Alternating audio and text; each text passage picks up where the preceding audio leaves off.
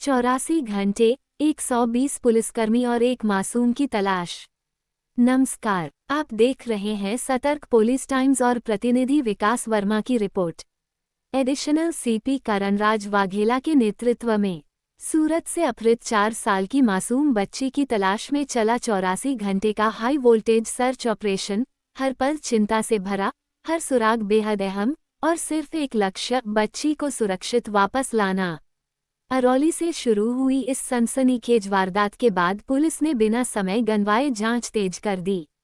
वडोदरा से लेकर मुंबई तक के रेलवे रूट पर नजर रखी गई। 1500 से ज्यादा सीसीटीवी कैमरों की बारीकी से जांच की गई।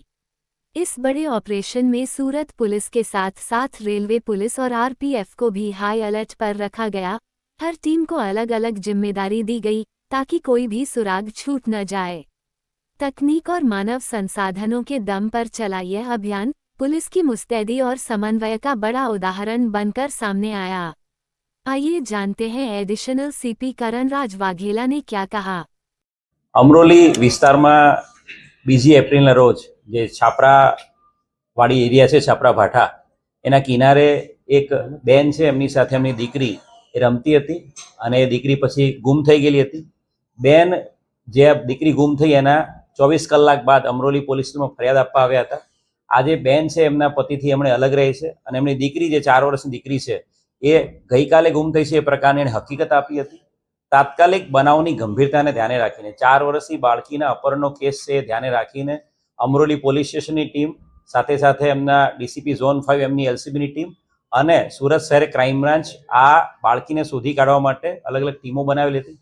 5 ઇન્સ્પેક્ટર, 9 સબ ઇન્સ્પેક્ટર અને 110 પોલીસ એમ કુલ મળીને આ બધા અધિકારીઓની કુલ 10 જેટલી ટીમો સમગ્ર સુરત શહેર વિસ્તારમાં આ બાળકીને શોધવા માટે કાર્યરત થઈ હતી. એક સીસીટીવી કેમેરાઝના આધારે એક નાની હકીકત એવી મળી હતી કે આ જે વ્યક્તિ છે એ વ્યક્તિ અન્ય 2 બાળકો સાથે, આ નાની 4 વર્ષની દીકરી, ત્રીજી દીકરી છે એની હાથમાં 3 બાળકો હતા, અન્ય 2 બાળકો સાથે 4 વર્ષની દીકરીને લઈને સાયણ તરફ ટ્રેનમાં જતો દેખાયેલો હતો અને સાયણ પહોંચ્યા બાદ આ વ્યક્તિની કોઈ બીજી હકીકત મળતી નહોતી.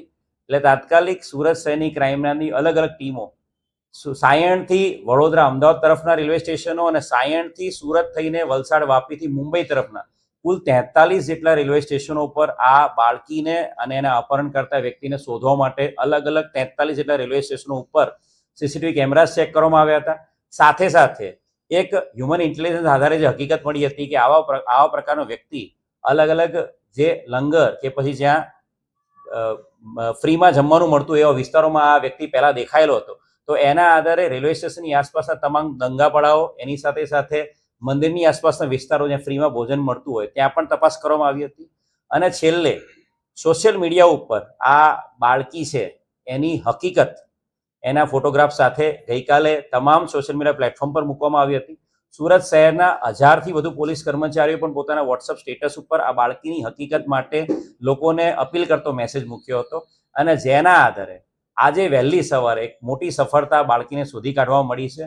અમદાવાદના એક નારોલ વિસ્તારના જાગૃત નાગરિકે સુરત શહેર ક્રાઇમ બ્રાન્ચના પીઆઈને ફોન કર્યો હતો અને કહ્યું હતું કે આ ફોટોગ્રાફ જે સોશિયલ મીડિયા પર વાયરલ થયો છે, આ દીકરીને આ વ્યક્તિ સાથે મેં ગઈકાલે એક જગ્યાએ જ્યાં ફ્રીમાં જમવાનું મળે છે એ જગ્યાએ એને બેઠેલો અને જમતો જોયેલો હતો. તાત્કાલિક ક્રાઇમ બ્રાન્ચની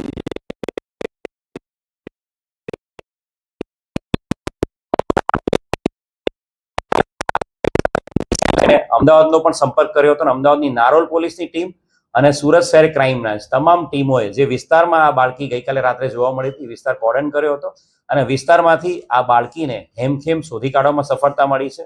જે આરોપી છે પપ્પુભાઈ ખડિયા, જાતે ભુરિયા, એ ઓરિજિનલી દાહોદનો છે અને અહીંયા તાપી નદીના કિનારે આ છાપરા ભાઠા એરિયાના કિનારે છૂટક મજૂરી કામ કરે છે અને આ વ્યક્તિ છે એની સાથે અન્ય 2 બાળકો પણ મળી આવ્યા છે.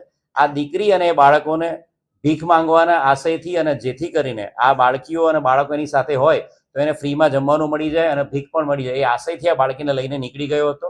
એની સાથે જે અન્ય 2 બાળકો મળી રહ્યા છે, હાલ પ્રાથમિક પૂછતાછમાં એ એના બાળકો હોવાની હકીકત દર્શાવે છે. પરંતુ એ બાબતે પણ આ બંને બાળકોના વાલી વારસો બાબતે અને બંને બાળકોની આઈડેન્ટિટી બાબતે પણ હાલ ક્રાઇમ બ્રાન્ચ સુરત શહેર તપાસ કરી રહી છે.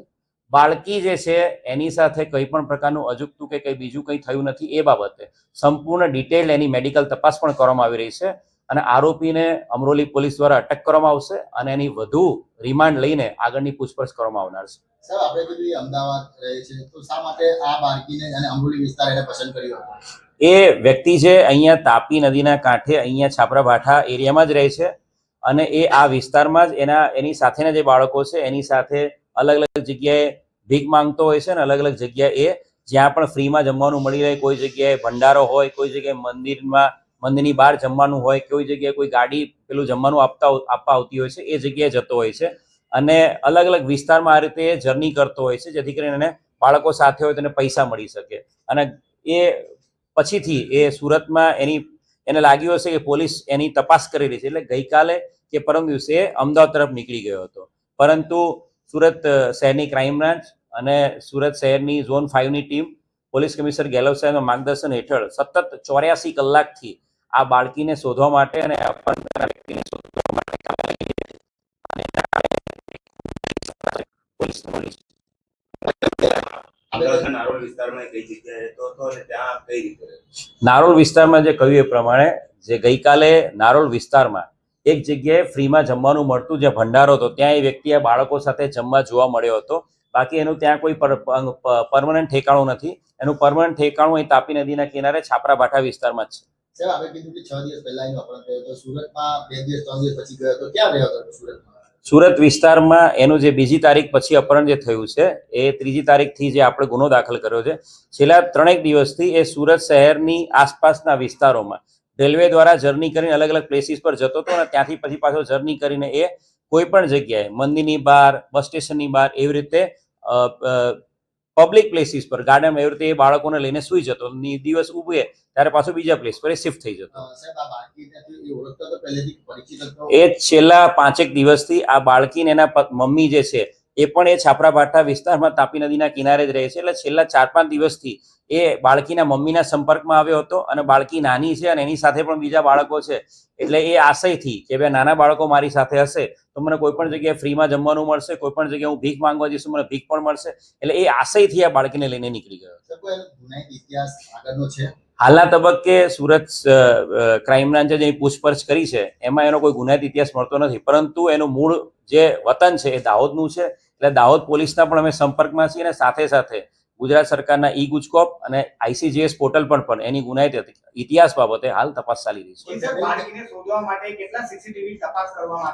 આખા સુરત શહેરના આપણા ગૃહ રાજ્યમંત્રી શ્રી હર્ષ સંઘવી સાહેબના માર્ગદર્શન હેઠળ જે વિશ્વાસ પ્રોજેક્ટ ઇનોગ્રેટ થયેલો છે જેમાં સમગ્ર સુરતમાં 1400થી વધુ કેમેરા લાગેલા છે અને એ ઉપરાંત સેફ સિટી પ્રોજેક્ટના પણ 800થી વધુ કેમેરા, 2000 જેટલા સુરત શહેર પોલીસના કેમેરા અને એની સાથે સાથે 43 રેલવે સ્ટેશનના અલગ અલગ 1000થી વધુ કેમેરાઓ અલગ અલગ રેલવે સ્ટેશન એની આસપાસના દંગાપડાઓના કેમેરા ચેક કરવામાં આવ્યા હતા અને એ કેમેરાઝના કારણે જ પહેલી સફળતા આપણને મળી હતી એ વ્યક્તિનો ફોટોગ્રાફ મેળવવાની, વ્યક્તિની એક્ઝેક્ટ ચહેરો મેળવવાની, આઈડેન્ટિટી એસ્ટાબ્લિશ કરવામાં અને એ જ ચહેરો એસ્ટાબ્લિશ કર્યા પછી અને દીકરીનો ફોટો જે પ્રોપર હતો CCTV કેમેરામાં એના આધારે જ આ વ્યક્તિને નારોલના જે વ્યક્તિ છે એને ઓળખી કાઢ્યો અને જેના આધારે સુરત શહેર ક્રાઇમ બ્રાન્ચે વ્યક્તિને એ અપહૃત બાળકી સાથે શોધી કાઢવામાં સફળતા મળી.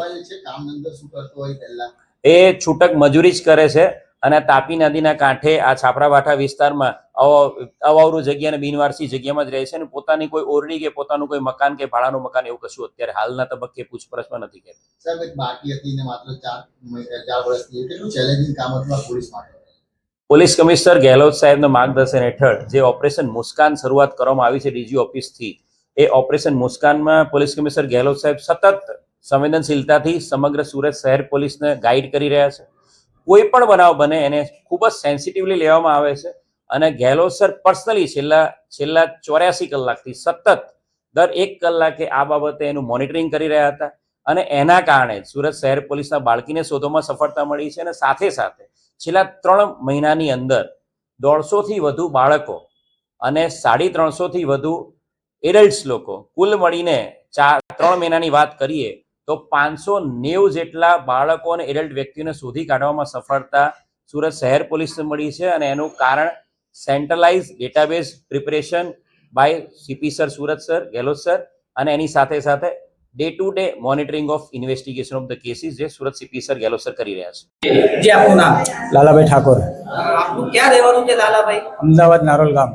જી, તમે બાળકીને ક્યાં જોઈ? અરે રાતે નારોલ ગામમાં દેખી હતી ભાઈ જોડે, એના બાપ જોડે ભીખ માંગતી હતી. આ લોકો રાતે ભીખ માંગવા માટે નીકળ્યા હતા, દારૂ ભાઈ ફૂલ પીધેલા હતા. એટલે મેં રાતે દેખી, ભાઈ સવારે 5 વાગે આપણે ઇન્સ્ટામાં રીલ દેખી. એટલે પછી ખબર પડી કે આ ભાઈ છોકરા ઉઠાવી લઈને આવેલો છે. એટલે પછી જે નંબર આપણે આપેલો હતો એ નંબર પર ફોન કર્યો અમે. તો સુરત પોલીસ સ્ટેશન એવું કીધું ભાઈ 10 મિનિટમાં તમારા ઘરે પોલીસ આવી જશે. 10 મિનિટમાં પોલીસ આવી જાય. કેટલા બાળકો હતા? 3 બાળકો. શું કહેશો તમે જે રીતે એક બાળકીનો જીવ બચાવ્યો છે, લોકો માટે શું કહેશો? કે ઘણા એવા લોકો મદદ કરી શકે છે પોલીસ?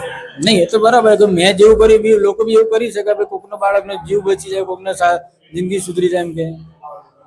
એટલે બધાને આવું કરવું જરૂરી છે એમ. કોકનું બાળક ખરાબ રીતે વર્તન થતું તો ભાઈ આપણે સુધારો આપણે આપવું છે. તમને કેવું લાગી રહ્યું છે બાળકીનો જીવ બચાવ્યો? એ તો સારું કહેવાય. મને સારું લાગે એમ કે મેં કોઈ બાળકીનો જીવ બચાવ્યો એમ. સુરત પોલીસ બાબતે શું કહેશો? સારું કહેવાય એમ કે એમને બી ધન્યવાદ માનું, કે એમને બી ખૂબ ખૂબ આભાર માનું કે ભાઈ ફટાફટ જલ્દી આવી ગયા અને ભાઈ આરોપીને બી પકડી લીધો, છોકરાને પકડી છોકરાના મા બાપને આપી દીધા એમને. सतर्क पुलिस टाइम में बने रहने के लिए चैनल को लाइक करें, शेयर करें, सब्सक्राइब करें एंड कमेंट करें.